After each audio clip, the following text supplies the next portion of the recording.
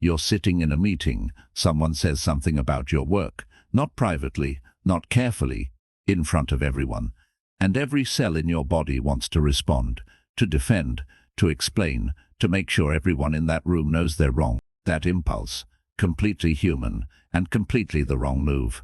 Because here's what most people never figure out. The person who threw that shot at you isn't interested in a debate. They're interested in a reaction. The moment you give them one, any reaction, even a good one, they've already won. You stepped into their game, on their terms, on their turf. What we're looking at today is the other option, the one that almost nobody uses, because it feels counterintuitive until you've seen it work. 3 real situations where saying nothing does more damage to the right target than anything you could have said out loud. Stick with me until the third one, because that one's changed how a lot of people negotiate, and most of them wish they'd learned it 10 years earlier. Before we get there, if this is the kind of content that actually helps you, hit subscribe. I put this out every week, and the next one builds directly on what we're covering today. Let's get into it. Picture the meeting room again. Your colleague, or your boss, doesn't matter, takes a shot. Publicly. Maybe it's a dig at your numbers, your judgment, your idea. Maybe it's delivered with a smile, which somehow makes it worse. The room goes quiet. Everyone's watching to see what you do next. Here's what you do. Nothing. Not nothing as in frozen. Not nothing as in checked out. Nothing as in, you stay completely still, you hold eye contact, and you let 4 seconds pass. Just 4. Count them if you have to. That 4-second pause is doing real work.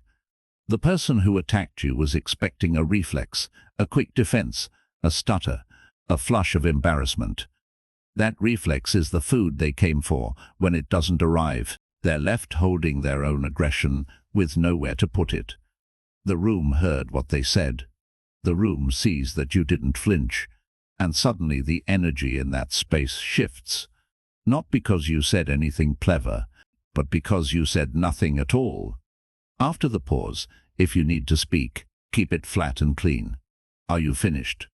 Then move on, not sarcastically flatly, as if what they said was mildly interesting, like a weather update, because to you right now, that's exactly what it is. Marcus Aurelius ran an empire and dealt with people far more treacherous than a difficult co-worker, and he kept coming back to the same principle in his private journals. You can't control what people throw at you. You can only control whether you pick it up. The 4-second pause is how you put it back down without making a scene. Now change the scene. You're not in a meeting room, you're at home or on the phone with a family member, and the conversation has climbed past the point of reason. Voices are raised. The words being used stopped being about the actual issue 20 minutes ago, and you feel the pull to match the volume, to defend yourself, to make them hear you. The thing about emotional escalation is that it runs on fuel, and the fuel is your response. When you go quiet, not storming out, not sulking, just genuinely quiet, present, watching, you cut the fuel line. You can't sustain a fight with someone who won't fight back, not because they're weak, but because there's nothing to push against. The argument loses its shape without your resistance holding it up. This is harder than the professional version, much harder, because the people who can get to you in a personal relationship actually know you. They know the specific things that land.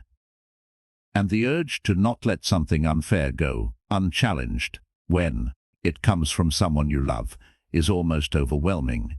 But here's what the silence gives you that no comeback ever could. It hands the other person their own behavior, unobstructed. When you stop reacting, they have to look at what they're actually doing. Without your energy in the room absorbing theirs, their own words start to echo back. Most people, left with that reflection, slow down. Sometimes they stop entirely. Sometimes they apologize, not because you guilted them, but because your stillness created enough space for them to see themselves clearly. Epictetus said that no one can hurt you without your consent. not as a dismissal of pain. He understood pain intimately, but as a statement of where the real locus of control lives, in personal conflict. The observer's silence is how you keep that control without becoming cold. You're not shutting them out, you're staying grounded while everything else moves. Third one, and this is the one people don't expect to be here, but it belongs here more than the other two. You're negotiating something, could be a salary, a contract, a price on something significant. You've done your research, you know your number, and when the moment comes, you say it. Clear, calm, specific, and then you stop talking. Most people can't do this. The silence that follows feels like danger, like you've made the room uncomfortable, like you should fill it with something. Context, justification. A slightly softer version of what you just said, so they start talking. And in talking, they negotiate against themselves. They offer the concession before the other side even asked for it. The silence, after a stated position, is one of the most powerful things you can deploy in any negotiation, because discomfort is not evenly distributed. If you're comfortable with silence, and you can become comfortable with it, with practice the person across from you will work much harder to resolve it than you will. That work almost always takes the form of movement toward you, not away. Let the silence sit. 5 seconds, 10, 15 if you can hold it. You are not obligated to fill every pause in a conversation and in a negotiation. The pause is part of your position. This isn't manipulation, it's clarity. You said what you said, you meant it. You don't need to apologize for it with additional words. 3 situations, 1 principle running through all of them. The silence isn't passive. It's not absence. It's not the absence of something you should have said. It's the presence of something the other person can't get to. It's the evidence that you are not run by your reactions, that you can feel the pull and choose not to follow it, that whatever they throw at you lands and settles without tipping you over. That's what the Stoics were actually talking about when they wrote about self-mastery. Not a blank face, not indifference to the world. The capacity to stay rooted when the pressure arrives, and to trust that your stillness says more about who you are than any argument ever could. Try the 4-second pause the next time someone pushes at you. Just once, then come back and tell me what happened. I read the comments, and I'm genuinely curious what you find. It doesn't start with another difficult person, another confrontation, another situation where you need to manage someone else's behavior. It starts with you. Specifically, it starts with the version of you that exists when nobody's watching, when there's no meeting room, no argument, no negotiation, when it's just you alone, and the noise is entirely internal. Because here's something that took a long time to land for me, and I suspect it might land for you too. Most people practice silence with other people before they've ever practiced it with themselves. And that's exactly backwards. The reason the 4-second pause is so hard in the moment, the reason staying still when someone attacks you feels almost physically painful, is that inside, there's no silence at all. There's a running commentary, a constant loop of interpretation, judgment, defense, anticipation. The internal noise is so loud that external stillness feels impossible because you're trying to hold 2 completely contradictory states at the same time. The Stoics called this the inner citadel. Marcus Aurelius used that phrase not as poetry but as a literal operating principle. The idea that there is a place inside you, not a metaphor, a real cognitive space that cannot be reached by outside events unless you open the door yourself. And the work of building that space, of actually constructing something solid enough to retreat into when pressure arrives. That work doesn't happen in confrontations. It happens in the ordinary hours. The quiet ones. The ones you probably don't think of as training at all. So what does that actually look like? There's a practice that shows up across Stoic writing that most people skip over because it sounds too simple to be useful. Marcus Aurelius did it every morning. Epictetus taught it. Seneca wrote about it more than almost anything else. It's just this. Before the day starts, before the noise arrives, you sit with what's coming. Not to dread it, not to plan every contingency, just to name it honestly. Today, someone will probably irritate me. Today, something won't go the way I planned. Today, there will be a moment where my first instinct is the wrong one. You name these things not because you're pessimistic, but because the mind that has already rehearsed the disruption is significantly harder to disrupt. The confrontation that catches you completely off guard is the one that pulls the reaction out of you before you've chosen. It's the one you half expected, even vaguely, gives you a fraction more time, and that fraction is sometimes everything. This is called negative visualization, and it sounds bleak until you actually try it. What you discover consistently is that the anticipation of difficulty makes the difficulty smaller, not larger, because the thing you fear, imagined clearly in the morning with a calm mind, almost never arrives in the form you imagined. And having imagined it, you've already practiced not collapsing under it. The silence you're building here, the inner silence, the one that makes the outer version possible, it doesn't come from detachment. That's the misread. People hear Stoic and picture someone who just doesn't feel things, who's cut off, who processes the world from behind glass. That's not it. That's numbness. And numbness is just another way of being controlled by your emotions. You've simply chosen suppression over reaction. And neither one is freedom. What the Stoics actually describe is more like a trained observer, someone who feels the thing fully, the anger, the embarrassment, the sting of unfair treatment, and then watches it the way you'd watch weather moving through. You don't pretend it's not there. You don't fight it. You just don't hand it the keys. Seneca wrote something that I keep coming back to. He said that we suffer more in imagination than in reality. Not because reality is easy, but because the mind, left unattended, has a strong bias toward catastrophe. It takes a single harsh comment in a meeting and builds an entire architecture of what it means, what comes next, what it says about you, who saw it, what they now think. By the time you've finished that construction, you're not responding to what happened anymore. You're responding to the story your mind built on top of it. And that story is almost always worse than the event.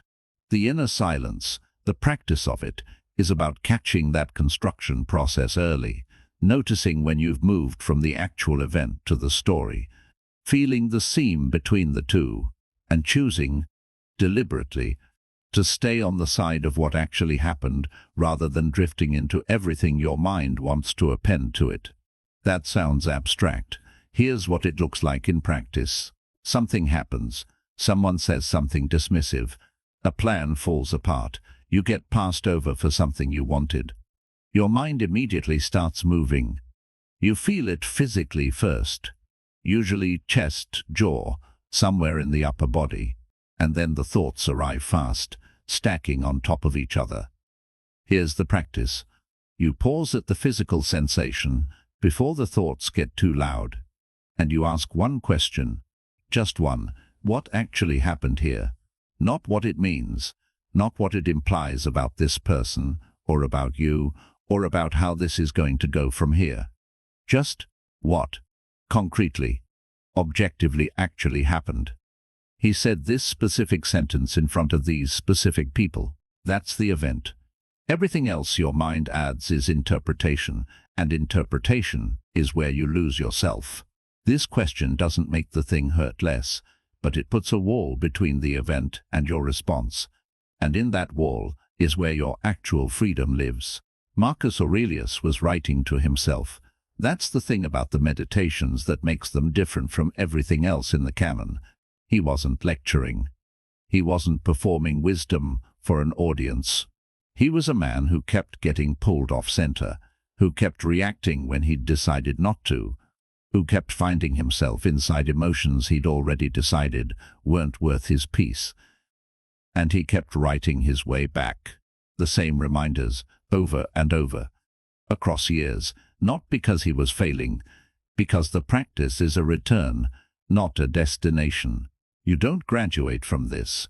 There's no point at which the noise is permanently gone, and the inner citadel stands complete and unassailable. What changes is the time it takes to return. Early on, you get knocked sideways, and it takes days to find your footing again. Later, it takes hours, then maybe an hour, then 20 minutes. Then you catch it mid-fall, before you've fully lost your balance. That's the arc, not perfection. Faster return. And here's what that actually changes in your life, practically, over time. The people who can destabilize you, there start to be fewer of them. Not because people get kinder, they don't, but because your threshold moves. The things that used to reach you stop reaching as far. Someone who, 2 years ago, could ruin your afternoon with a single comment starts to just be. Someone with a bad habit. You see them more clearly, with less emotion in the way, because there's less noise between you and what you're actually looking at. That clarity is one of the stranger side effects of this work that nobody really prepares you for. You start to see people, difficult people, provocative people, people who seem to run entirely on chaos, with something closer to curiosity than anger, not because you've become indifferent to being treated badly, but because you understand the mechanism. You can see what's running in them. The need for reaction, the hunger for disruption, the noise they're carrying that has almost nothing to do with you. And understanding the mechanism makes it harder to take personally. Epictetus said it plainly. It's not things that disturb us, but our judgments about things. That's not a comfort. It's a challenge. It's him pointing directly at the place where the work is actually located, not out there in the other person's behavior, but in here, in the story you're building around it in real time. The inner silence is the practice of building that story more slowly, more accurately, with more of yourself intact. It doesn't make you passive. It doesn't make you a pushover. It makes you harder to move, which means when you do move, when you do choose to respond, to act, to engage, it comes from somewhere solid. It's chosen, not reflexive. It's yours. That's the difference between someone who stays quiet because they're afraid and someone who stays quiet because they've already decided. The room feels it. People feel it, even when they can't name what they're sensing. There's a quality to chosen stillness that's completely different from suppressed reaction, and over time, without you having to announce anything, that quality becomes part of how people understand you. They don't push as hard. They read the room differently when you're in it. Not because you've become intimidating, though some people will misread it that way at first, but because you've become legible in a different way. What they're reading is someone who isn't available to be moved by noise, and that, quietly, changes almost every dynamic you're in. The next time you have 5 minutes in the morning before the day starts, not to check your phone, not to run through your to-do list, just 5 minutes. Try this. Sit with what's probably coming. Name the thing most likely to pull at you today. Feel what it brings up. Then ask yourself, as honestly as you can, what part of this is the event, and what part is the story I'm already writing about it. You don't have to answer perfectly, you just have to ask. That's the work. Quiet. Daily. Mostly invisible. And it's the only thing that makes everything else in this series actually hold. There's a specific kind of person you've probably encountered at least once. Maybe more than once. Maybe you're dealing with one right now. They don't attack you directly. That would be too easy to identify, too easy to name. Instead, they work at the edges. A comment framed as concern, a question that's actually an accusation, a joke that lands just a little too close, and when you react, suddenly you're the one who's too sensitive. They create chaos and then stand in the wreckage looking calm. They make you feel unstable in situations where you were completely fine before they arrived.